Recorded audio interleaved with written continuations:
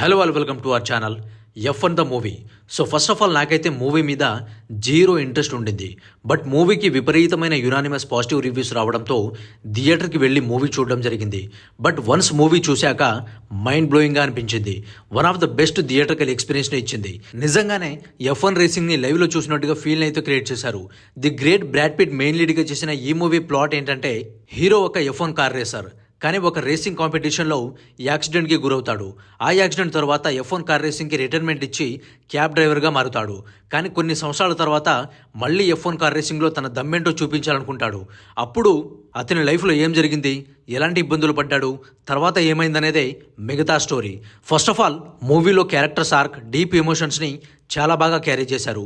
Sunny హేజ్గా Brad Pitt performance అయితే top లెవెల్లో ఉంటుంది. మూవీలో రేసింగ్ సీక్వెన్సెస్, ఎమోషనల్ సీన్స్ చాలా బాగా వర్కౌట్ అయ్యాయి. కానీ అక్కడక్కడ స్క్రీన్ ప్లే కొంచెం స్లో అయినట్టు అనిపించింది. ఎస్పెషల్లీ డైరెక్టర్ జోసెఫ్ కొషన్స్కి మూవీని హ్యాండిల్ చేసిన విధానం వేరే లెవెల్ అని చెప్పాలి. అంత పెద్ద పెద్ద సీక్వెన్సెస్ని ఎలా తీశాడరా బాబు అనిపించింది. సినిమాటోగ్రఫీ, మ్యూజిక్, ఎడిటింగ్ ఇలా ఏ క్రాఫ్ట్ తీసుకున్నా బ్రిలియంట్ వర్క్ స్క్రీన్ మీద కనిపిస్తూ ఉంటుంది.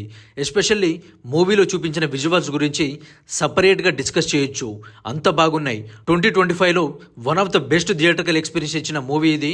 సో అస్సలు మిస్ అవ్వకండి. తెలుగు, హిందీ, ఇంగ్లీష్ ఆడియోస్తో అవైలబుల్గా ఉంది. బెస్ట్ థియేటర్ని చూస్ చేసి టికెట్ బుక్ చేసుకోండి, బాగా ఎంజాయ్ చేస్తారు. మీకు కార్ రేసింగ్ అన్న స్పోర్ట్స్ బ్యాక్డ్రాప్ ఉన్న మూవీ సిస్టమ్ అయితే ఈ మూవీ మీకు పిచ్చి పిచ్చిగా నచ్చేస్తుంది. సో చూడని వాళ్ళు చూడండి, చూసిన వాళ్ళు ఎలా అనిపించిందో కామెంట్ చేయండి.